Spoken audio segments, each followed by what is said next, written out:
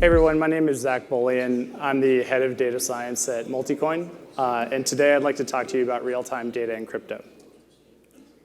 When we think about real-time data investing, we typically talk about variables like price, volume, or other technical indicators, or perhaps things like sentiment analysis on Twitter or other news channels. In general, the quant-driven strategies that rely on these data can be straightforwardly applied to crypto as well. However, crypto has another unique source of real-time data, the blockchain itself. This gives us the ability to access real-time fundamentals. Now, some of you might be saying, I haven't seen too many gap-audited financial statements on the blockchain, and that's fair. But what I'm talking about are deeper fundamentals. With this detailed data, we can use behavioral analytics to understand the underlying market forces and behaviors that are driving demand for these assets, and then financial performance. To help explain this better, let's consider an example. Say we're considering an investment with Netflix. What if you had a database that could give you access to not only every interaction a user has had with Netflix, but every other company in the streaming ecosystem as well? So this would give us insight into not only interactions with Netflix, but also adjacent products such as Apple TV or competitive products like Hulu. In this example, we see that a user first purchased an Apple TV, then they subscribed to Netflix, then they trialed Hulu, but only to watch the Fyre Festival documentary, and then they signed up for HBO, but they only seem to be a subscriber when Game of Thrones is on. From this data, we can infer things like the conversion rate of Apple TV owners to Netflix subscribers, the churn rate of Netflix and the substitution to competitive products, and even the specific types of content that are driving various types of behaviors. And most importantly, we can spot emerging trends and identify them changing throughout time. I imagine if this was possible in equity markets, few investors would be waiting for their earnings call every 3 months with bated breath. The closest thing we've seen to this in equity markets today are people using satellite images of parking lots to infer sales of large retailers like Walmart. And as sophisticated as this is, it still doesn't give us insight into the mix of new versus returning shoppers or how many of those shoppers also go to Target. But this is effectively what we can do with crypto. Today, I'm going to cover 2 case studies of crypto ecosystems, stablecoins and decentralized finance, or DeFi. The metrics I'll cover are user overlap, user flow, and holding distributions. Stablecoins provide an example of competitive products as they're perfectly substitutable goods. A dollar is a dollar is a dollar. While DeFi can be viewed as a mutualistic or synergistic ecosystem because the output of one product can be used as the input to another. For example, as Robert showed earlier, you might create DAI on MakerDAO and then loan it on Compound, or use it to place a bet with a forthcoming upgrade to Augur.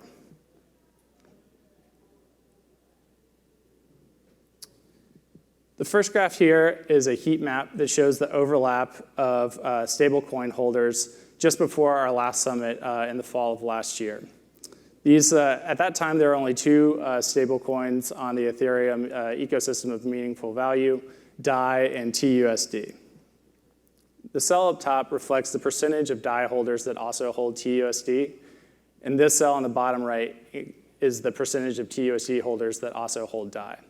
The diagonals are zeroed out because they're by definition 100%. The heat maps on the right here and here are just the same figures weighted by transaction count or activity and balance or holdings. Below, for context, we have the user counts, the transaction counts, and the circulating supply to give context on the market share of each asset over time. As we move through time, we can see both new entrants coming into the market and changing user behaviors as different users on the blockchain allocate their capital across the different stablecoin options. So in that amount of time, we've seen an order of magnitude increase in the number of accounts holding stablecoins on Ethereum. And we've seen the maximum overlap go from only 2% to over 10% in just a few months. We see particularly strong concentration of overlap in this region of the heat map. And after drilling into that, we see that those are largely stable coins that are used as base assets on exchanges. So these are basically users that use the stable coin to trade on exchanges, and they may trade on multiple exchanges as well. The odd man out is DAI, which has low overlap with other stable coins. This is likely because DAI is a totally different type of stable coin. It's not fiat-backed, and it's entirely decentralized. This indicates that there's a different community and source of demand driving DAI usage, but we can see below that that's still healthy and strong based on transaction count and the number of accounts using DAI. The next graph shows user flow or account flow through these different stablecoin assets. The first line up here represents the number of new users that first adopt TUSD, and this line represents the number of new users that first adopt DAI. And then these second lines are those that then switch over from TUSD to DAI or vice versa. Again, as we move through time, we can see users shuffle through various different interactions with various different stable coins as they become available. Interestingly, we see that once a user and account has chosen a stable coin, they don't tend to substitute away to alternatives. This is likely due to the fact that it kind of suggests that stablecoin usage is driven by the use case, primarily which stablecoin has the highest volume or liquidity on the exchange that I engage in.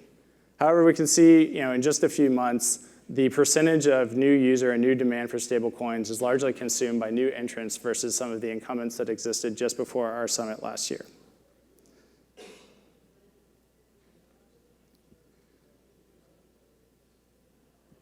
Additionally, we can look at the distribution of holdings, both in terms of the count of addresses and the value held, to get a better sense of the profile of users.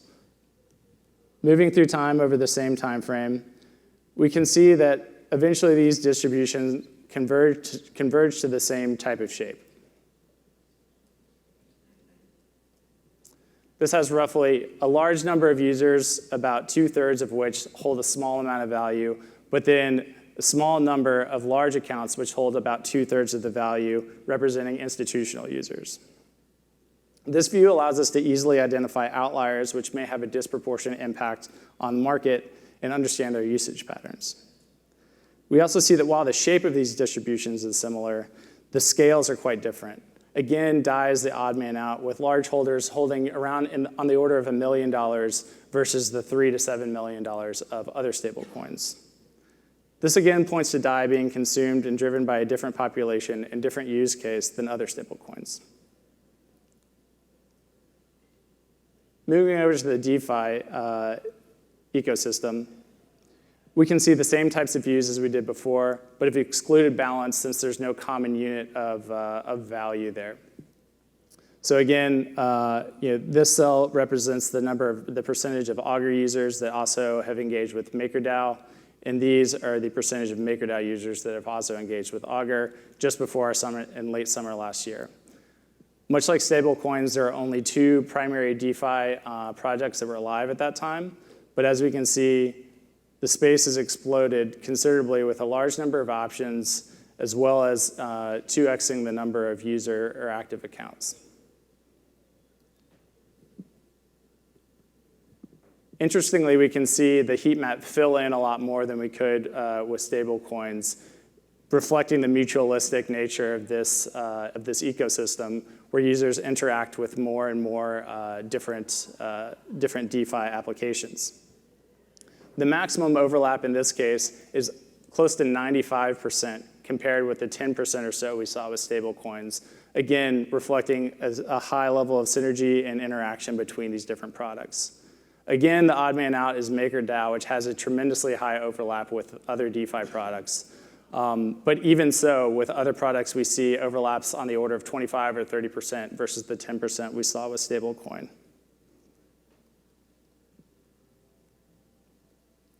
Moving over to the user flow, we can again examine things in the same way.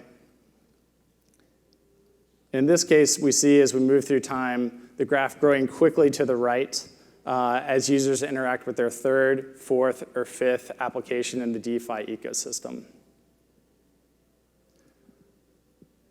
One interesting thing to note is a project called Dharma, which actually just launched formally this month, is quickly embedded into this ecosystem.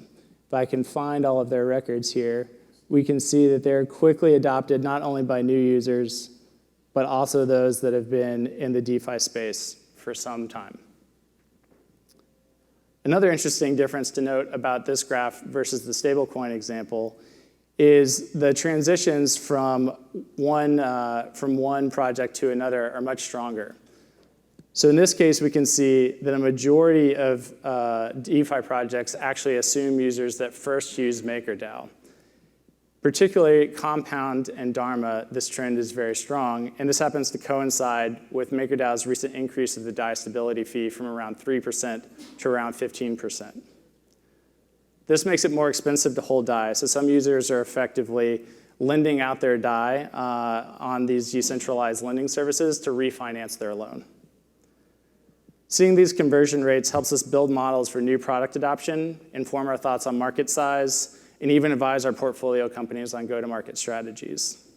In this particular case, we built a machine learning model to predict which of the MakerDAO's users would adopt Compound in the next 30 days.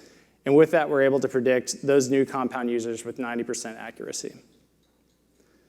So even through the same lens as we saw before, we're gaining new insights into an ecosystem with entirely different mechanics. Further, this helps us clarify our questions from earlier around the sources of DAI demand. It seems that DAI demand is increasingly driven by DeFi application use cases rather than traditional stablecoin use cases. This insight helps us shape our thinking on investments in MakerDAO assets and adjacent assets as well. So, in conclusion, we've seen a few ways that investigating on-chain data can give us a lens into the fundamental behaviors driving demand in two diverse and quickly developing crypto communities. These insights help us inform our investment decisions and monitor changes in real time so it can react to emerging and changing trends. We believe the ability to access and leverage these data in the coming years will play an increasing role in crypto investment success, which is why we've been early to invest in data science and engineering and plan to continue to do so in the future. Thank you.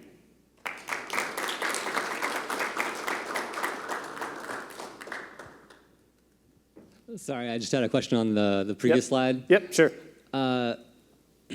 First, it was hard to tell, for me at least, if the line thickness, is that just the amount from the previous node that flowed into the next one? Yeah, so these are the number of accounts or users, as best as we can approximate them on the blockchain. Proportionate by height? Yeah, exactly, by height. So the thickness of the line is the number of users that went through that order of contract adoption. So like 10% of MakerDAO's users then went on to something else? Yep. Okay, correct. thank you. Yep.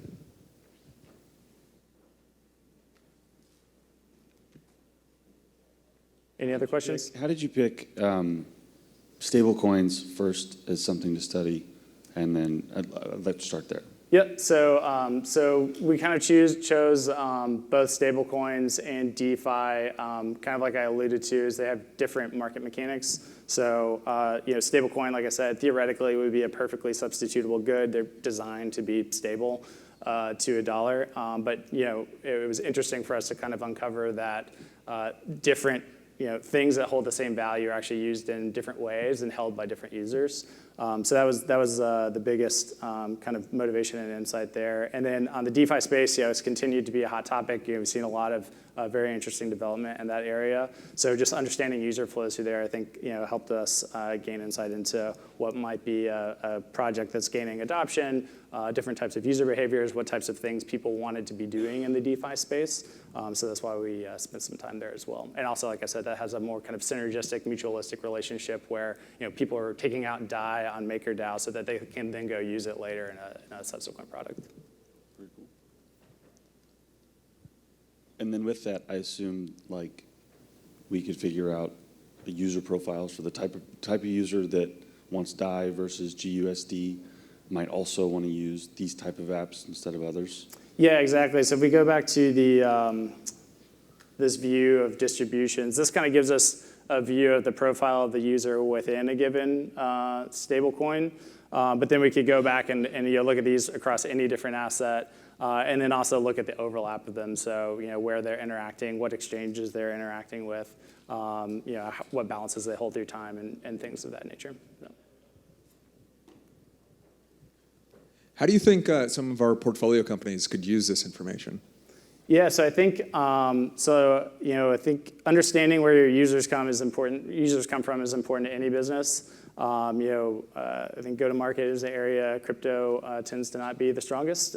So this is basically having this data kind of gives you some level of marketing insight in terms of, particularly as you build products that can accept and integrate with other crypto projects, which ones to prioritize, which ones people are using, which ones people are turning away from. So it can help both inform roadmap, but then also where users are and where opportunity is in terms of gaining adoption for your project. Okay, got a couple from Telegram here. Are there any interesting alternative data sources you didn't expect to be useful, but have been useful in your analysis of tokens or trading techniques? So far we haven't really dug into alternative data sets. Most of our focus has been with on-chain data, exchange data, so some of the technical or kind of like traditional data sources I mentioned before. I think that's an interesting area to dig into, but to be honest, just standing up the nodes to extract this data from each source and reading the docs and understanding how to parse the logs and decode the data into a usable format has consumed enough time to keep us busy for now. And with a large number of projects going live, we'll probably continue to focus on that because we do see a lot of value in this underlying fundamental data, like I mentioned.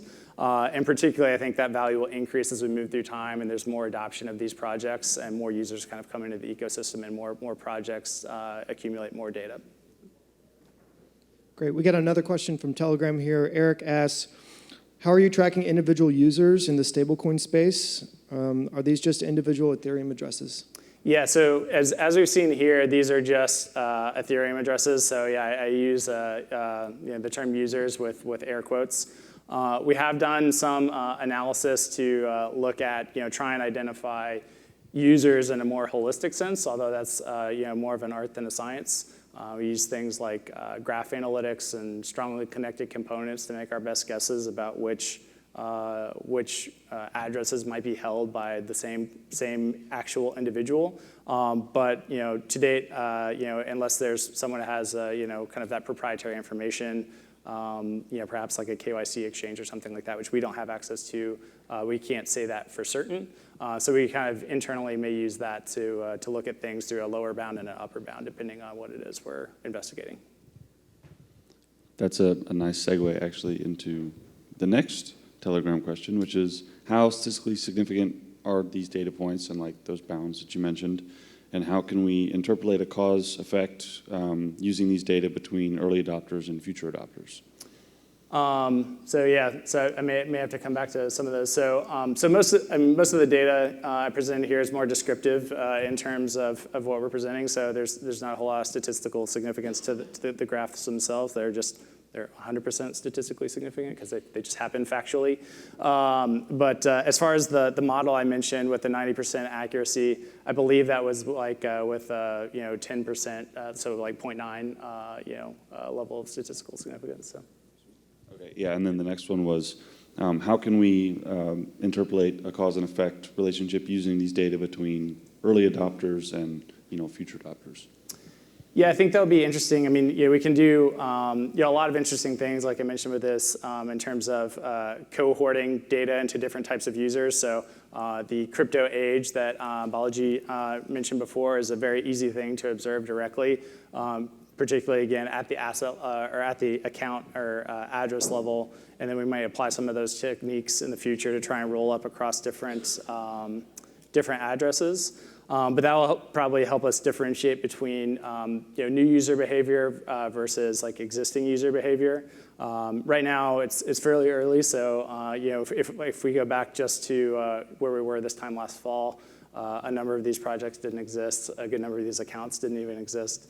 So it's a little bit early to slice and dice too much by those cohorts, but that's definitely something we have an eye towards in the future and how I think about doing that. So I think we have room for one or two more questions if you want to submit them in the Telegram group. Zach, I'm going to throw a little bit of a curveball at you here. So I'm going to give you a magic wand, and we can flash forward in 2 or 3 years. You can wave the wand and ingest all the data in the world. Where does this go? You know, my mind runs to machine learning and sort of predictive analytics. We're holding up a mirror to sort of what user behavior looks like today. But if we sort of fast forward and extend some of these capabilities, what gets you really excited? What are you looking forward to? Yeah, I mean, I think for us, I mean, ultimately, it's these underlying economics drive price, right? Supply is a known quantity with most of these projects. Either it's fixed or there's some schedule, inflation schedule that we can know. But then the actual user behaviors are what determine demand, which leads to your equilibrium, kind of clearing price. Right now, that's a relatively weak correlation because I think we see just a lot of speculation in the marketplace, and these projects are immature, and we're still kind of gaining adoption. But like I said, over the next 3 to 5 years, I imagine having this in real time and understanding these types of mechanics, I really hope that we have some insight into price movements and actual user behaviors for our side personally. And then, like Tushar mentioned, for our portfolio companies, hopefully we can help use that data to steer roadmap decisions, marketing decisions, capital allocation decisions, and things of that nature. Yep. One more question, I guess.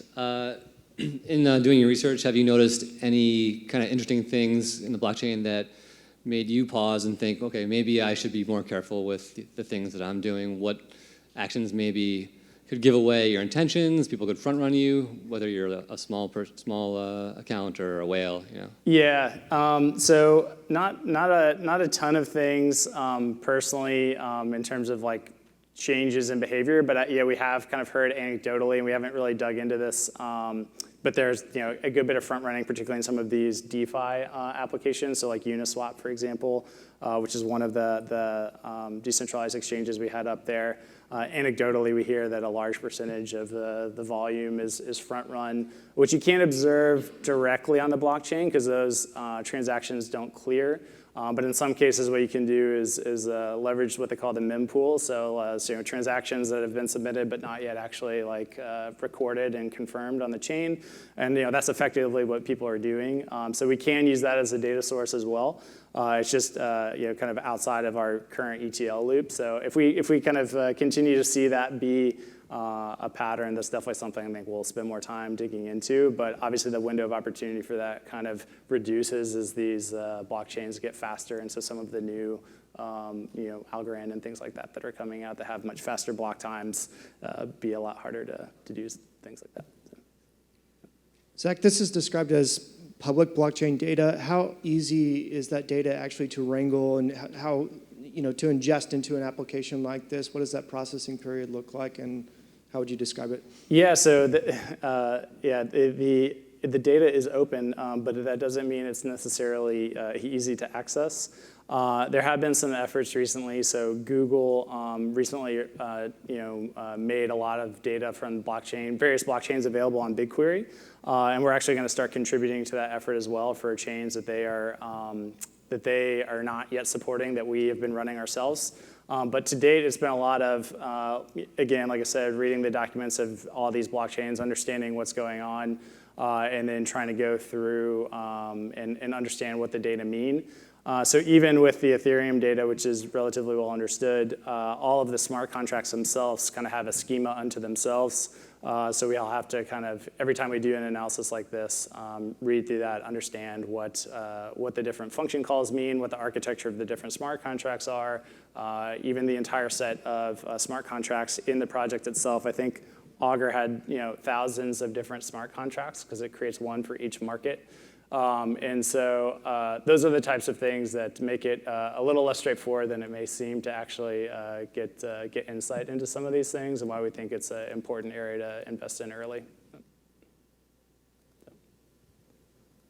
Anything else? All right. Thank you all very much.